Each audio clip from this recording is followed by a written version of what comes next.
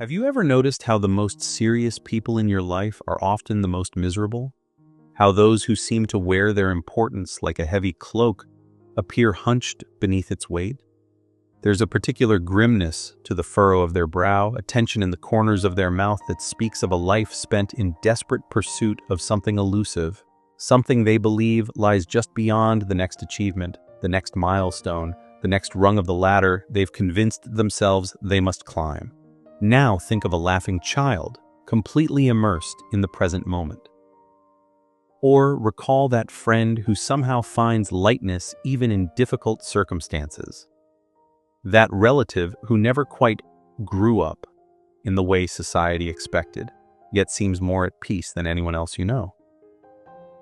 What if I told you that the joke is on us? That the seriousness with which we approach life might be the greatest illusion we've ever fallen for? This is not an idea I've invented. It's a perspective that has deep roots in Zen Buddhism, a tradition that has been playfully pointing to this truth for over 1,000 years. To be in harmony with the wholeness of things is not to have anxiety, wrote Zen Master Dogen in the 13th century. It is to be free of it. What's fascinating is that Dogen wasn't suggesting we ignore our responsibilities or adopt a carefree attitude toward genuine suffering. Instead, he was hinting at something far more profound, that our habitual seriousness itself might be the very source of our greatest suffering. But before we can understand this paradox, we need to explore what seriousness actually is. When we say someone is too serious, what are we really describing? Psychologically speaking, seriousness is a state of contracted attention. It's what happens when we narrow our focus so intensely on a particular outcome, problem, or goal that we lose awareness of the wider context. We become rigid, our perspective narrows, and our ability to respond creatively diminishes. Our identity becomes fused with whatever we're taking seriously. Think about it. When was the last time you were completely consumed by worry about a problem in your life? Perhaps it was financial stress, relationship trouble, or anxiety about the future. In those moments, did that problem feel like it was your entire world? Did it feel as though your very existence depended on finding a solution? This hyper-focused state isn't just mental, it manifests physically too. Our muscles tense, our breathing becomes shallow, and our nervous system shifts into a subtle but persistent state of fight or flight. In essence, seriousness is what happens when we forget that we are more than our current fixation. But here's where it gets interesting. Zen Buddhism suggests that this contracted state, this seriousness, is fundamentally a misperception of reality. The Great Way is not difficult for those who have no preferences, begins the Xin Xin Ming, one of the earliest Zen poems. When love and hate are both absent, everything becomes clear and undisguised.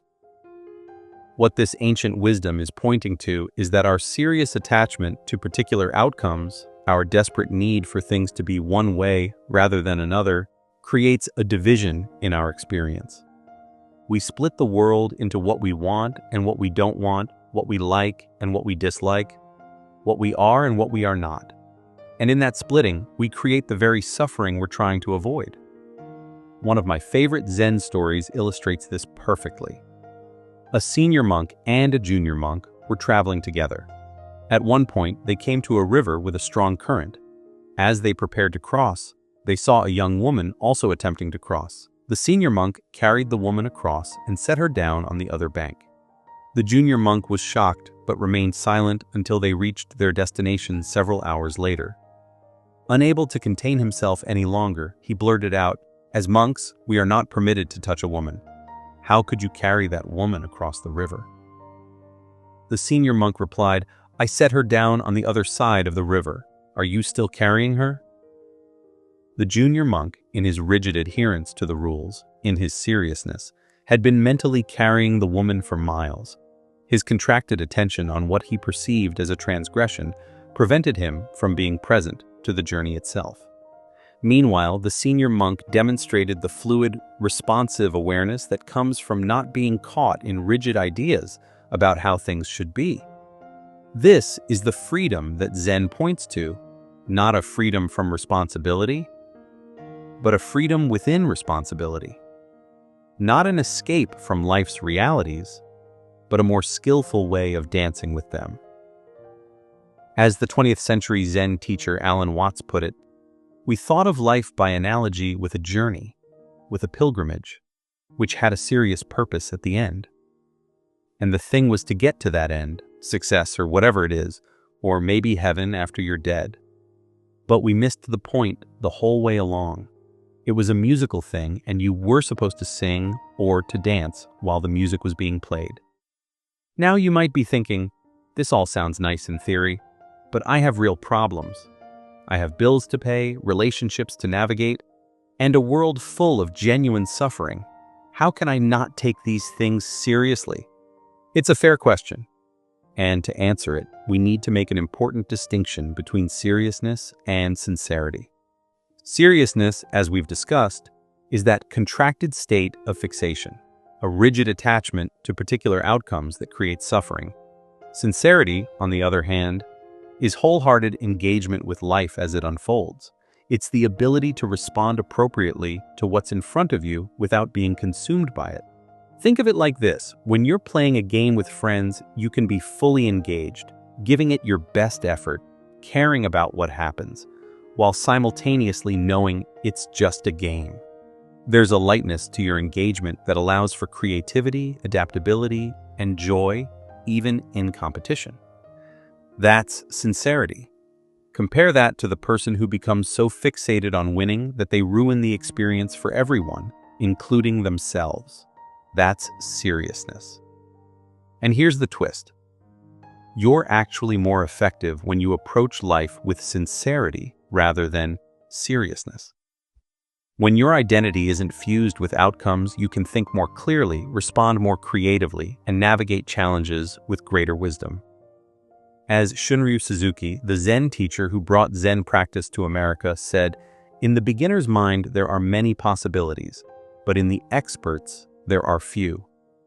When we hold our knowledge, our goals, and even our identity more lightly, we open ourselves to possibilities that rigid seriousness would never allow us to see. Let me tell you about Hakuin, one of the most influential figures in Zen Buddhism. There's a story about him that perfectly illustrates this principle of non-attachment in action. Hakuin lived in a small village where he was revered for his wisdom and teaching. One day, the teenage daughter of his next-door neighbor became pregnant. Under intense pressure from her parents, she accused Hakuin of being the father. When the parents confronted Hakuin in a rage, his only response was, "Is that so?" When the baby was born, the parents brought the infant to Hakuin, who now had a damaged reputation in the village. They demanded he take care of the child, since it was his responsibility. Again, Hakuin's only response was, "Is that so?" He took the baby and cared for it with great love. A year later, the young woman could no longer bear the guilt and confessed to her parents that the real father was a young man who worked at the fish market. The parents went to Hakuin in tears, apologizing and asking for the return of the child. Hakuin's response? "Is that so?" And he gave them the child. There's a reason this story has been told for centuries. It reveals something profound about how a mind free from the grip of seriousness responds to life's challenges. Hakuin wasn't indifferent to what was happening. He cared for the child with great attention and love. But he wasn't defined by it either. His sense of self wasn't contingent on whether others saw him as guilty or innocent, honorable or dishonorable. This is what the 13th century Zen master Dogen meant when he wrote, "To study the Buddha way is to study the self. To study the self is to forget the self." When we're no longer imprisoned by our attachments to being seen in particular ways, when we're no longer serious about protecting our self-image, we discover a freedom that no external circumstance can take away. Now, I want to be clear about something. This perspective doesn't mean we should become passive in the face of life's challenges or adopt a whatever happens, happens attitude. Quite the opposite. The Zen approach is radically active. but it's an activity that flows from a different place. When we're caught in seriousness, our actions are often driven by fear, insecurity, or the need for validation. We're trying to get somewhere else, be someone else, or prove something to ourselves or others.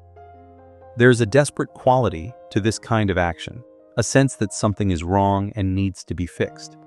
The action that flows from a mind free of seriousness has a different quality altogether. It's responsive rather than reactive. It emerges naturally from seeing what's needed in each moment, rather than from a script about how things should be. This is the meaning behind the famous Zen saying, "Before enlightenment, chop wood, carry water. After enlightenment, chop wood, carry water." The actions look the same from the outside, but the internal experience is completely different. One is heavy with the weight of seriousness, with all the stories about what the actions mean about you, where they're taking you, and whether they're enough. The other is light with the recognition that you are not separate from the chopping or the carrying. You are simply life moving as it moves. As the contemporary Zen teacher Joan Halifax puts it, freedom is not given to us by anyone. We have to cultivate it ourselves. It is a daily practice. But let's be honest, breaking free from seriousness is no small feat in our culture. We're conditioned from an early age to believe that seriousness equals maturity, responsibility, and worth. We're taught that the path to a meaningful life lies in setting ambitious goals and pursuing them with grim determination. Life is not a problem to be solved, but a reality to be experienced, wrote the philosopher Soren Kierkegaard. Yet, how much of our lives do we spend treating each moment as a problem needing a solution? How often do we miss the reality right in front of us because we're so fixated on getting somewhere else? I'm reminded of a conversation I once had with an elderly man who had spent his career climbing the corporate ladder. With tears in his eyes, he told me, "I was so busy working to create a life that I thought I'd want someday, that I missed the life that was waiting for me all along." His story is not unique. Many of us live as if the present moment is merely a stepping stone to some future state where we'll finally be happy, content, or at peace. We take this pursuit so seriously that we sacrifice the only thing that's real, this moment, right here, right now. Zen Buddhism challenges this entire framework. It suggests that awakening isn't found in achieving some future state, but in seeing through the illusion that there's somewhere else to get to. It's about recognizing that life isn't a journey to a destination, but a dance with no purpose beyond the dancing itself. This reminds me of another Zen story. An earnest student approaches the master and asks, "Master, I've been practicing diligently for years, but enlightenment eludes me. What am I doing wrong?" The master responds, "Have you eaten your breakfast?" "Yes," replies the student. "Then wash your bowl," says the master. On the surface, this exchange might seem dismissive or even nonsensical, but it points to something profound. The student, caught in seriousness about their spiritual pursuit, is missing the very thing they're seeking, the simple fullness of ordinary experience. The master isn't saying, "Stop trying to awaken." They're saying, "Awakening isn't elsewhere. It's right here in the washing of the bowl, if only you could be fully present to it." Or as the great Zen poet Basho put it, "The old pond, a frog jumps in. The sound of water." There's no philosophy here, no attempt to find meaning beyond the experience itself, just the direct perception of what is. And in that direct perception, something opens up, a spaciousness that isn't burdened by the weight of seriousness. Now, you might be wondering, if seriousness is an illusion, does that mean we should laugh at everything? Does it mean we shouldn't care about suffering or injustice in the world? Not at all. In fact, Zen Buddhism has a long history of social engagement and compassionate action. Many of the great Zen masters were deeply involved in alleviating suffering in their communities. The key difference is that this compassionate action doesn't come from a place of rigid, contracted seriousness. It flows from what Zen calls great compassion. The natural response of a heart that recognizes it isn't separate from the suffering it witnesses. As the Vietnamese Zen teacher Thich Nhat Hanh wrote, "We are here to awaken from the illusion of our separateness." When we see through the illusion that we are isolated individuals struggling against the world, compassion isn't something we have to manufacture through effort. It's the natural expression of our true nature. This is why many Zen practitioners report that as their practice deepens, they find themselves naturally drawn towards service and social engagement, not because they should be, not out of some serious moral obligation, but because helping others is simply what happens when we recognize our fundamental interconnectedness. There's a beautiful Zen metaphor that illustrates this point. Imagine looking at the ocean and seeing many different waves, some large, some small, some crashing dramatically, others barely rippling the surface. Each wave appears to be a separate entity with its own characteristics and behaviors. But what is a wave, really? Is it not simply the ocean in motion? Does the wave ever actually leave the ocean? Could it exist apart from the ocean? In the same way, Zen suggests that our sense of being separate individuals is like waves thinking they're separate from the ocean. We take our individual existence so seriously because we've forgotten that we are expressions of something much vaster. This forgetting leads to what Buddhism calls dukkha, often translated as suffering, but perhaps more accurately understood as a pervasive sense of unsatisfactoriness.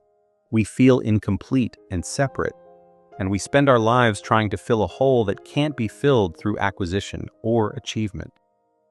But when we see through this illusion of separateness, when we recognize ourselves as the ocean rather than just an isolated wave, something remarkable happens. Life continues with all its challenges and joys, but we hold it differently. There's a lightness to our engagement, a playfulness even in difficulty. As the Zen teacher Charlotte Joko Beck put it, life always gives us exactly the teacher we need at every moment. This includes every mosquito, every misfortune, every red light, every traffic jam, every obnoxious supervisor or employee, every illness, every loss, every moment of joy or depression, every addiction, every piece of garbage, every breath. When we're no longer serious about avoiding discomfort or grasping at pleasure, when we recognize that all of it is the unfolding of this vast, mysterious life that we are, we discover a freedom that transcends circumstances. This brings us to an essential aspect of Zen practice, the element of play. In Zen monasteries, despite the discipline and rigor of practice, there's often an atmosphere of lightness and playfulness. Masters are known for their laughter, their jokes, and their irreverent approach to even the most sacred aspects of tradition. This playfulness isn't frivolity or escapism. It's the natural expression of a mind that isn't constrained by rigid concepts or fixed identities. It's what happens when we hold our stories, even our spiritual stories, lightly. The great 20th century Zen master Shunryu Suzuki once said, "The most important thing is to find out what is the most important thing." There's a playful paradox in this statement that points to the heart of Zen. The most important thing might be recognizing that nothing is as important as we make it out to be. Or, as Alan Watts playfully put it, we are living in a culture entirely hypnotized by the illusion of time, in which the so-called present moment is felt as nothing but an infinitesimal hairline between an all-powerful past and an inexorably oncoming future. We have no present. Our consciousness is almost completely preoccupied with memory and expectation. We do not realize that there never was, is, nor will be any other experience than present experience. We are therefore out of touch with reality. This understanding brings us back to where we started, to the recognition that seriousness is indeed an illusion. Not because life lacks meaning or purpose, but because the contracted, rigid state of seriousness itself is based on a misperception.